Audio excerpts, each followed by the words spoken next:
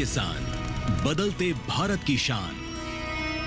Tax timely ये तना छेदक और पत्ता लपेटक को जड़ से मिटाए, कम मात्रा में भी लंबे समय तक। डेढ़हाट और सफेद बालियों पर दे बेहतरीन नियंत्रण। ट्रॉपिकल एग्रो का 3 सक्रिय तत्वों वाला टैक्स टाइमली, धान सुरक्षित, आप निश्चिंत।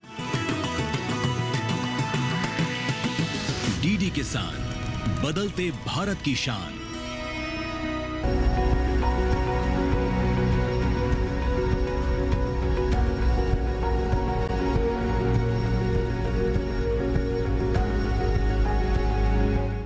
हमारे देश की जो आबादी है वो तेजी से बढ़ती जा रही है। बढ़ती हुई आबादी की जो खाने पीने की ज़रूरत है, जो दूध की ज़रूरत है, उसे पूरा करने की आवश्यकता है। हमारे देश में हालांकि दूध की जो आपूर्ति है वो भैंसों द्वारा की जाती है। बहुत ही महत्वपूर्ण भूमिका निभाती हैं हमारे देश में भैंसें। हालांकि गायों की संख्या अभी भी भैंसों के मुकाबले कई ज़्यादा है, लेकिन फिर भी 50% दूध की जो ज़रूरत है उसे पूरा करने में योगदान रहता है भैंसों का। ऐसे ही अगर हमें बढ़ती हुई दूध की ज़रूरत को पूरा करना है तो बहुत ज़्यादा ज़रूरत है कि हम दुधारू पशुओं की संख्या में इजाफा करें, साथ ही साथ जो उनकी दुग्ध उत्पादन क्षमता है उसे भी बेहतर बनाएं। हमारे देश में नस्ल सुधार के लिए कई तरीके मौजूद हैं और उन्हीं में से एक है क्लोनिंग। हमारे पिछले एपिसोड्स में हम आपको गाय क्लोनिंग के बारे में जानकारी दे चुके हैं, लेकिन आज बात भैंस की। नमस्कार, दूरदर्शन किसान के कार्यक्रम कृषि विशेष में मैं अदिति शर्मा आप सभी का स्वागत करती हूं। आज के हमारे इस कार्यक्रम में बात भैंस क्लोनिंग की।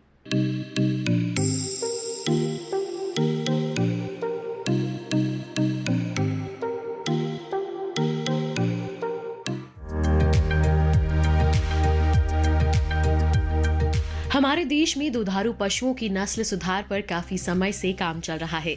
इसके लिए कई तरह की सरकारी योजनाएं भी मौजूद हैं। अच्छी नस्ल के पशुओं से अच्छी संतान उत्पन्न होती है। ये बात भैंस पर भी लागू होती है। यही कारण है नस्ल सुधार के समर्थक भी जोर दे रहे हैं। लेकिन समस्या तब आती है जब अच्छी नस्ल की भैंस से संतान उत्पन्न करने के लिए उन्नत नस्ल का नर नहीं मिल पाता। वैसे भी हमारे देश में मादा भैंसों की जितनी संख्या है, उन सभी के लिए अच्छी नस्ल के नर की उपलब्धता संभव नहीं है। कृत्रिम गर्भाधान के लिए सीमेन जुटाएंगे तो नस्ल सुधार में कई साल का समय लगेगा। यानी ये प्रक्रिया काफी बोझिल और थका देने वाली होगी। वैज्ञानिकों ने इस समस्या का भी समाधान निकाल लिया है। विज्ञान की भाषा में इस समाधान को क्लोनिंग का नाम दिया गया है। उन्नत गुणवत्ता वाले पशुओं को अगर मल्टीप्लाई करना हो तो क्लोनिंग जो है एक बहुत ही अच्छा माध्यम है, जिसके द्वारा हम कम समय में ज़्यादा से ज़्यादा जो है मल्टीप्लिकेशन कर सकते हैं। कि हमारे यहाँ देखा कि हमने M29 का 7 झोटा तैयार किया है, तो इस तरह से कह सकते हैं कि हम M29 को 7 M29 को तैयार कर लिए हैं। तो इस तरह से M29 से जो किसानों को जो लाभ मिल सकता था एक झोटे से, अब वो किसानों को ज़्यादा से ज़्यादा लाभ मिलेगा, क्योंकि अब हमारे पास सेम तरह का 7 झोटे हैं। M29 बफेलो बुल था। शानदार सीमेन की वजह से ये पशुपालकों के बीच काफी लोकप्रिय हुआ।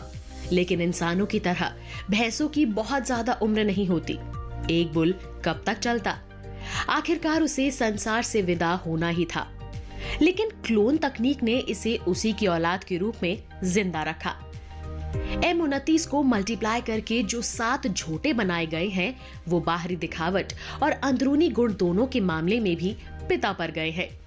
इस तरह अब हमारे पास एक नहीं बल्कि 7 M29 बुल है, जो दूध उत्पादन बढ़ाने और नस्ल सुधार में अपनी सेवाएं दे रहे हैं। जो हमारे देश में अगर हम कहें भैंस की बात करें तो लगभग 110 मिलियन भैंस जो है वो ब्रीडेबल पॉपुलेशन की है, और पूरे देश में लगभग 48-49 जो है सर्टिफाइड सीमेन स्टेशन है, जिसके अंदर 1500-1600 ही झोटे उपलब्ध हैं। जबकि पूरी ब्रीडिंग को पॉपुलेशन को मेंटेन करने के लिए लगभग हमें 3 से 3,500 भैंसों की ज़रूरत है। तो इसलिए जो झोटे हैं उसकी ह्यूज डिमांड है, और ह्यूज डिमांड को पूरा करने के लिए अगर हम नेचुरल मेथड को अपनाएं तो इसमें काफ़ी टाइम लग जाएगा। तो उस टाइम को कम करने के लिए और डिमांड को फुलफिल करने के लिए क्लोनिंग जो है एक बहुत ही उत्तम और सर्वश्रेष्ठ विधि है। क्लोनिंग के बारे में हम लंबे समय से सुनते आ रहे हैं। संसार में पहला क्लोन कोई बफेलो प्रजाति का पशु नहीं था, बल्कि ये एक भेड़ थी जिसका नाम डॉली रखा गया। ये 90 के दशक की बात है। तब दुनिया के लिए इसे एक अजूबा माना गया। जिसने भी इसके बारे में सुना, दांतों तले उंगलियां दबा ली। गैर प्राकृतिक तरीके से पैदा हुई डॉली ने खूब सुर्खियां बटोरी और देखते ही देखते इसके चर्चे पूरी दुनिया में होने लगे। सबसे पहला जो है क्लोनिंग की शुरुआत हुई 1996 में डॉली द सीप, एक भेड़ जो है 1996 में पैदा हुआ था इंग्लैंड में। उसके बाद से ही ये माना जाता था कि ये बिल्कुल जो है ये नेचुरल मेथड नहीं है, क्योंकि इसमें स्पर्म का यूज नहीं होता है, सीमेन का यूज नहीं करते हैं। तो ये एक तरह से कह सकते हैं कि पर ये प्लांट में बहुत कॉमन है, जिसे हम ग्राफ्टिंग कहते हैं या फिर कलम करना कहते हैं। वही एक क्लोनिंग भी है पशु के लिए। इसमें कि भी 2 ग्राफ्ट को जोड़ देते हैं तो जो है तीसरा चाहे वो पौधा तैयार हो जाता है। तो उसी तरह से इसमें इसको बोलते हैं ए वेजिटेटिव या एक sexual method of reproduction. Clone तकनीक को भारत के वैज्ञानिकों ने हाथों हाथ लिया। उनका मत था कि ये तकनीक गाय और भैंस जैसे दुधारू पशुओं में नस्ल सुधार और दूध उत्पादन बढ़ाने में कारगर हो सकती है। इस तरह NDRI करनाल ने क्लोन से एक बफेलो बछिया तैयार की। 6 जून 2009 को पैदा हुई इस बछिया का नाम गरिमा रखा गया। मगर हैंड गाइडेड क्लोनिंग तकनीक से तैयार ये बछिया सिर्फ 7 दिन ही जिंदा रह पाई। हैंड गाइडेड एक सरल तकनीक है। डॉली का जन्म देने में भी इसी तकनीक का इस्तेमाल हुआ था।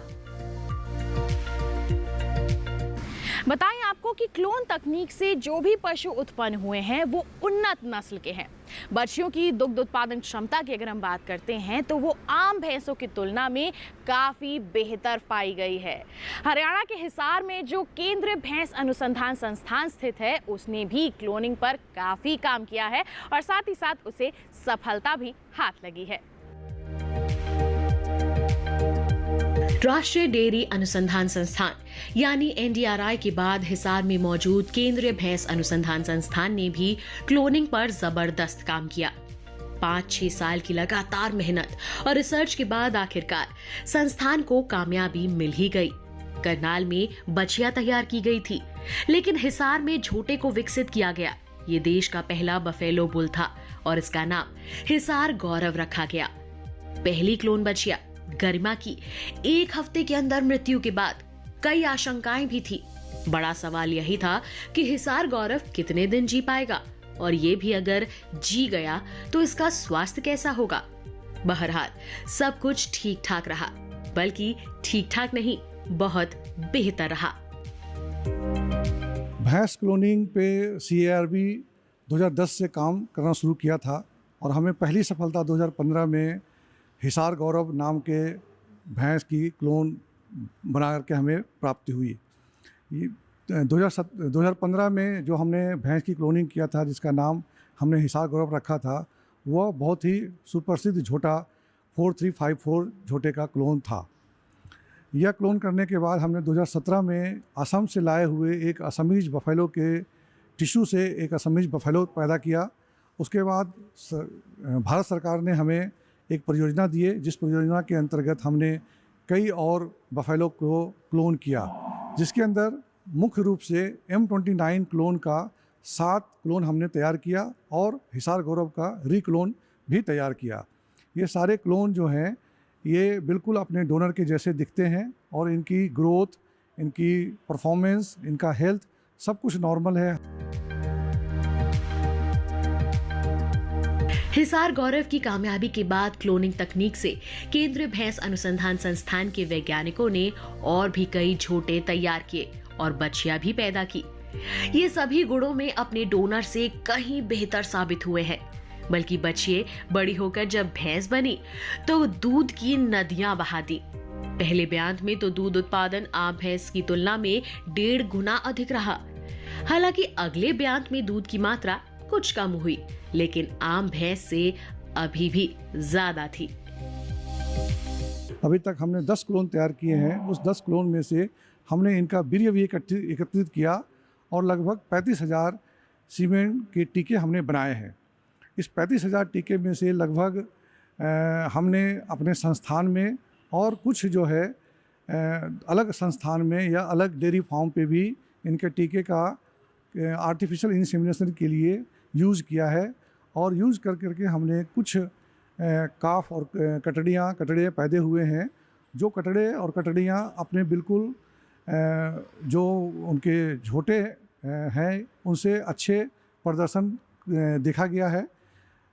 3 ऐसी हमारे कटड़ियाँ हिसार जो कि सिरसा डेयरी फार्म पे है, उनमें पाया गया है कि पहले ब्यात में उनकी जो दूध देने की क्षमता है उनकी माँ से लगभग 50% ज़्यादा पाया गया है।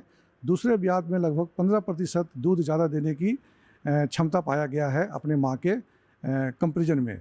तो इस प्रकार से हम कह सकते हैं कि जो क्लोन विधि से जो हमने झोटे तैयार किए हैं वो उत्तम नस्ल के हैं। क्लोनिंग से पैदा हुए झोटे कृत्रिम गर्भाधान में सबसे महत्वपूर्ण भूमिका निभा रहे हैं।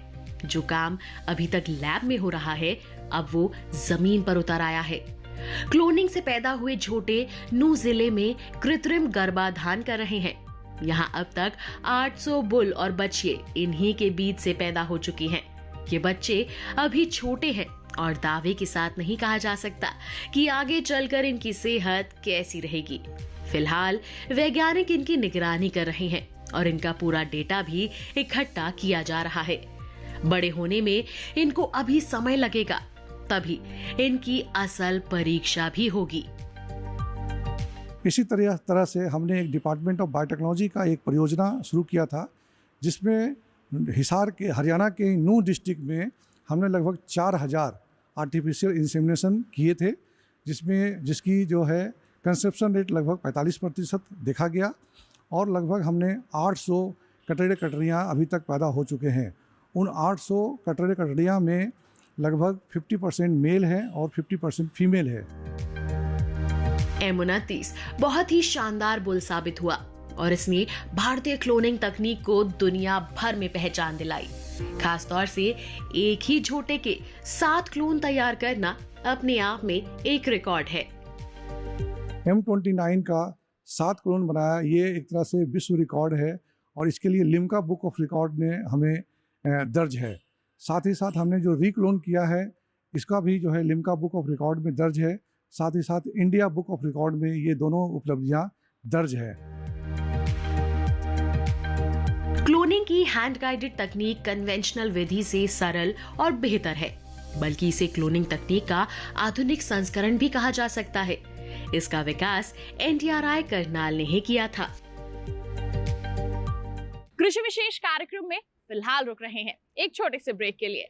आप कहीं मत जाइए, देखते रहिए कार्यक्रम कृषि विशेष और बने रहिए दूरदर्शन किसान पर। टैक्स टाइमली ये तना छेदक और पत्ता लपेटक को जड़ से मिटाए, कम मात्रा में भी लंबे समय तक। डेढ़ाट और सफेद बालियों पर दे बेहतरीन नियंत्रण। ट्रॉपिकल एग्रो का 3 सक्रिय तत्वों वाला टैक्स टाइमली, धान सुरक्षित, आप निश्चिंत। ब्रेक के बाद दूरदर्शन किसान के कार्यक्रम कृषि विशेष में आप सभी का फिर से स्वागत है। अभी तक हम सभी ये जान चुके हैं कि अलैंगिक विधि से एक जीव से दूसरे जीव की हुई उत्पत्ति को हम क्लोनिंग कहते हैं। बता दें आपको कि इस तकनीक से उत्पन्न हुए जीव की जो शारीरिक और आनुवांशिक संरचना है वो बिल्कुल अपने जनक जैसी होती है। अब आपके मन में सवाल उठ रहा होगा कि आखिर क्लोनिंग होती कैसे है, तो चलिए दिखाते हैं आपको। क्लोनिंग में सिर्फ एक अंडाणु यानी एग सेल की ही जरूरत पड़ती है।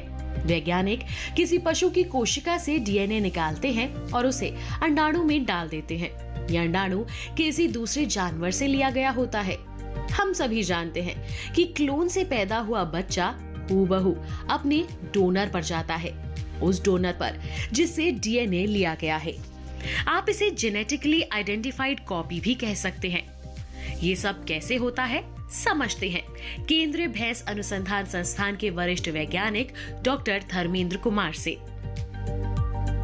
बफेलो क्लोनिंग में बेसिकली जो 2 पार्ट होते हैं, एक तो हमें जिसका कोशिका लेते हैं और दूसरा पार्ट होता है कि जो जिसके oocytes के अंदर हम डालते हैं। तो मैं इस फोटो के माध्यम से आपको समझाने की कोशिश करता हूँ कि बफेलो क्लोनिंग में जैसे है कि जो भी या तो झोटा या झोटी जिसको हम क्लोन करना चाहते हैं उसका एक टिश्यू का टुकड़ा लेते हैं और फिर हम उसको लेबोरेटरी के अंदर में ग्रो करते हैं। साथ ही साथ स्लॉटर हाउस से हम ओवरी मंगाते हैं, ओवरी से हम अंडे निकाल करके उसके क्यूमुलस सेल्स को हटा करके उसका न्यूक्लियस पार्ट भी हटा देते हैं। और न्यूक्लियस पार्ट हटाने के बाद हम जो एक कोशिका को उसके 2 कटे हुए अंडे के साथ फ्यूज़ करते हैं। फ्यूजन के लिए मशीन यूज करते हैं। इस मशीन से फ्यूज़ करने के बाद हम जो है इसको लेबोरेटरी के अंदर CO2 इंक्यूबेटर में कल्चर करने के लिए रखते हैं, जो कि 7 से 8 दिन के अंदर में, जैसे देख रहे हैं, डिवीज़न होता है और डिवीज़न होकर ये 4 सेल 8 सेल और 7 से 8 दिन के बाद ये ब्लास्टोसिस स्टेज पे पहुंच जाता है। यही स्टेज है जिसको हमें जो भैंस के गर्भ के अंदर में डालना होता है, जिसको हम एम्ब्रियो ट्रांसफ़र प्रोसीजर कहते हैं। तो हम इस स्टेज को एम्ब्रियो ट्रांसफ़र करते हैं सिंक्रोनाइज फीमेल बफेलो के अंदर में, और हम फिर इसको 1 महीने या 40 दिन के बाद अल्ट्रासाउंड मशीन की मदद से हम इसकी प्रेगनेंसी को जांच करते हैं और हमें मिलता है कि ये एनिमल प्रेग्नेंट है कि नहीं है। अगर एनिमल प्रेग्नेंट है तो फिर ये इसकी जो है जेस्टेशन लेंथ 10 महीने का होता है भैंस में। 10 महीने के बाद हमें जो है भैंस का बच्चा मिलेगा। ये बच्चा हूबहू वैसे ही होगा जिसका हमने कोशिका लिया है। और इस क्लोनिंग की एक खास बात है कि अगर हमने मेल का सेल्स लिया है तो कटरा जो है वो बच्चा जो है मेल होगा, अगर हमने फीमेल का सेल्स लिया है तो जो बच्चा है वो फीमेल होगी। बूचड़ खाने से मंगाई गई ओवरी से अंडा प्राप्त होता है। उसमें डोनर का DNA ऐसे ही नहीं डाल दिया जाता, बल्कि पहले अंडे को इसके लिए बाकायदा तैयार करना होता है। इस काम में कुछ रसायनों की भी जरूरत पड़ती है। जो अंडे हम स्लॉटर हाउस से मंगाते हैं ओवरी से, और ओवरी से मंगा के हम अंडे कलेक्ट करते हैं, वो ऐसा दिखता है। इस कलेक्टेड oocytes को हम जो है कुछ केमिकल के साथ CO2 इंक्यूबेटर में 24 घंटे के लिए रखते हैं, जिसके बाद इसकी जो क्यूमुलस सेल्स है वो एक्सपैंड हो जाती है, जिसको हम बोलते हैं मैच्योर oocytes। मैच्योर oocytes को हम क्या करते हैं, फिर ये एक तरह से क्लोनिंग के लिए तैयार हो गया जो है oocytes है। तो इसको हम क्यूमुलस सेल्स और इसके जोरा पेलिसिडा को हम मैनुअली रिमूव कर देते हैं। रिमूव करने के बाद जो इसका न्यूक्लियस है, जो देख रहे हैं ये न्यूक्लियस पार्ट है, इसे भी हम एक माइक्रो सर्जरी ब्लेड की मदद से हम इसको रिमूव कर देते हैं। तो अब इसके अंदर जो है वो न्यूक्लियस नहीं रह गया। तो न्यूक्लियस नहीं रहने के कारण क्या होगा, इसके अंदर न्यूक्लियस ख़त्म हो गया। अब हम इस न्यूक्लियस को ऐड करने के लिए सोमेटिक सेल्स का जो है एक टुकड़ा इस न्यूक्लियस के ले करके हम एक मशीन के थ्रू इसको फ्यूज़ कराते हैं। फ्यूज़ करने के बाद ये जन से फ्यूज़ हो जाते हैं, और फ्यूज़ होने के बाद फिर पुनः हम इसको CO2 इंक्यूबेटर के अंदर रख देते हैं, और इसके अंदर फिर इसका डेवलपमेंट शुरू हो जाता है। जैसे आप देख रहे हैं ये 2 सेल स्टेज पे पहुंच गया, ये 4 सेल स्टेज पे पहुंच गया, और जो है फिर ये 8 सेल स्टेज पे, ये 8 सेल स्टेज पे ईयरली मोरुला, ईयरली ब्लास्टोसिस्ट, और फर्दर ये ब्लास्टोसिस स्टेज पे पहुंच गया। यहाँ पहुंचने के बाद फिर हम इसको जो है सिंक्रोनाइज बफेलो के अंदर में हम इसको ट्रांसफ़र कर देते हैं, और फिर इसकी प्रेगनेंसी चेक करने के लिए हम जो है 1 महीने के बाद अल्ट्रासाउंड की मदद से, या फिर 1.5 से 2 महीने के बाद जो है हम रेक्टल पल्पेशन की मदद से हम उसकी प्रेगनेंसी को चेक करते हैं। और उसके बाद फिर अगर प्रेगनेंसी होती है तो 10 महीने के बाद हमें क्लोन काफ मिलता है। हमारे अपने लैब में यहाँ पे हमने एक सोमेटिक सेल बैंक बना रखा है। सोमेटिक सेल बैंक का मतलब ये होता है कि कोई भी भैंस जो है या कोई भी पशु जो है, उसका एक टिश्यू का टुकड़ा लेकर के हम उसके सोमेटिक सेल्स जो है उसके सेल्स को ग्रो करते हैं, और ग्रो करके हम उसको क्रायोप्रिजर्व करके लिक्विड नाइट्रोजन के अंदर संरक्षित रख सकते हैं। इसका फ़ायदा ये होता है कि इस कोई भी पशु, अगर मान लीजिए पशु मर गई या पशु जो है बहुत कीमती है, तो हम इसको मरणोपरांत या बाद में फ्यूचर में कभी भी क्लोनिंग विधि से हम इसको फिर से ज़िंदा कर सकते हैं। तो ये खास बात है। तो मैं आपको दिखाना चाहता हूँ कि इस लिक्विड नाइट्रोजन कंटेनर के अंदर में हमने ऐसे 60 पशु का जो है वो सोमेटिक सेल्स जो है क्रायोप्रिजर्व करके रखा है। तो इसमें सोमेटिक सेल्स क्रायोप्रिजर्व करने के एक तो फ़ायदा है कि इसको हम सेल्स को ग्रो करके क्लोनिंग से मदद से हम पशु को भी जीवित कर सकते हैं। इसका हम DNA भी निकाल सकते हैं, RNA भी निकाल सकते हैं, और इसका हम प्रोटीन को भी हम स्टडी करना चाहें फ्यूचर में तो हम कर सकते हैं। तो इस तरह से हमने जो है एक सोमेटिक सेल्स बैंक बना रखा है, जिसके अंदर में अभी तक 5 अलग अलग भैंस के ब्रीड, लाइक जैसे मुर्रा, नीली रावी, जाफराबादी, सुरती, मेहसाना, इन सब ब्रीडों का हमने जो है सोमेटिक सेल्स कर रखा है, क्रायोप्रिजर्व कर रखा है। और ऐसे ही 60 अलग अलग तरह के जो है कीमती और जो सुपीरियर बफेलो हैं, आइदर वो मेल हो या फीमेल हो, उनका हमने जो है सोमेटिक सेल्स बैंक बना करके रखा है। हमारे देश में क्लोनिंग कमाई का एक बहुत ही बेहतर जरिया बन सकता है। बता दें आपको कि भारत में पशुपालक दूध देने वाली भैंस का क्लोन तैयार करके अपनी आमदनी में वृद्धि कर सकते हैं। और इसके साथ साथ ही पालतू जानवरों के क्लोन तैयार करके भी अच्छा पैसा कमाया जा सकता है। हालांकि हमारे देश में इसका चलन अभी काफी नहीं है, लेकिन अन्य देशों में ऐसा बहुत अच्छे स्तर पर हो रहा है और सभी लोग इससे अच्छी आमदनी अर्जित भी कर रहे हैं। भैंस जितनी अच्छी नस्ल की होगी उतना ही ज्यादा दूध देगी और जितना ज्यादा दूध देगी उतनी ही महंगी बिकेगी। क्लोन तकनीक अच्छी नस्ल की ज्यादा दूध वाली भैंस तैयार कर रही है, इसलिए इस विधि से तैयार भैंस ऊंचे दामों पर बिकती है।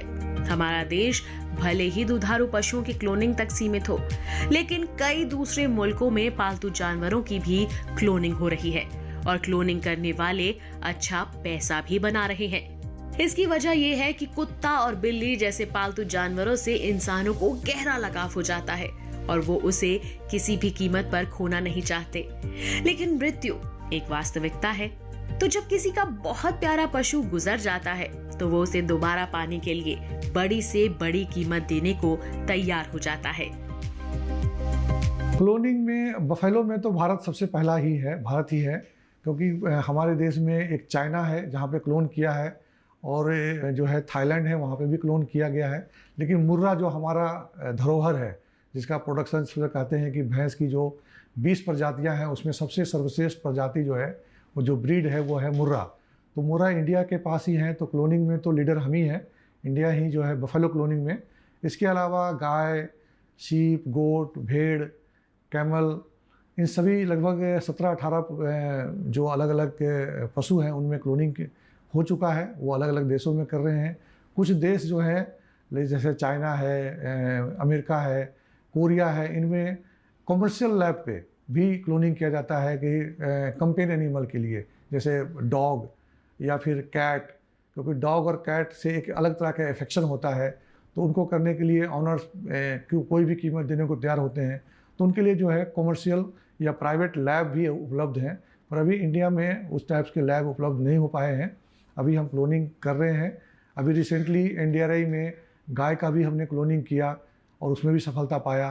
तो अभी हमारे पास 2 पशु हैं, गाय और भैंस, जिसकी हम क्लोनिंग कर रहे हैं। रवीश कुमार एक किसान है और लंबे समय से भैंस पाल रहे हैं। इन्होंने वो दौर भी देखा है कि जब भैंस की कीमत बहुत कम हुआ करती थी और किसानों में उनकी नस्ल सुधार के लिए जागरूकता भी नहीं थी।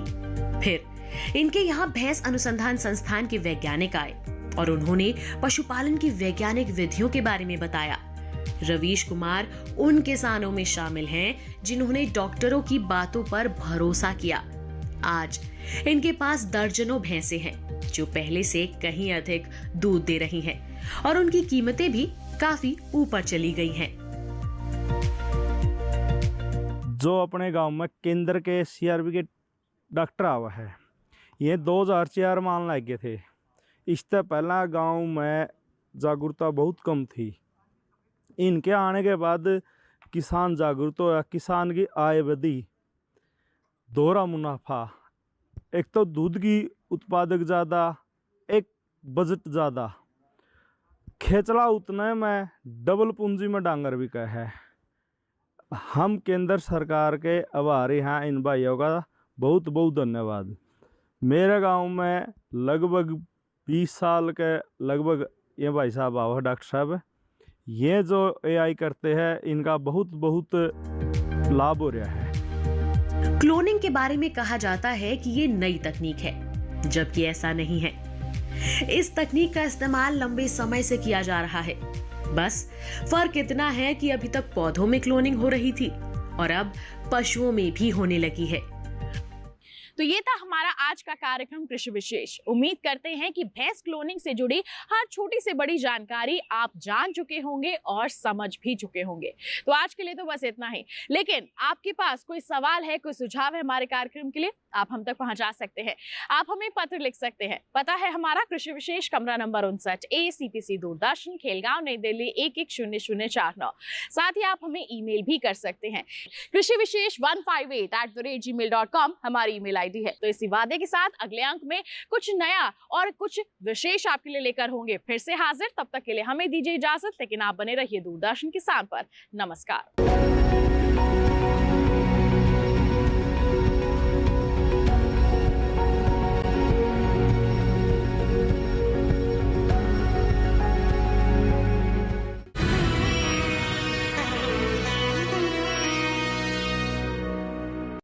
मन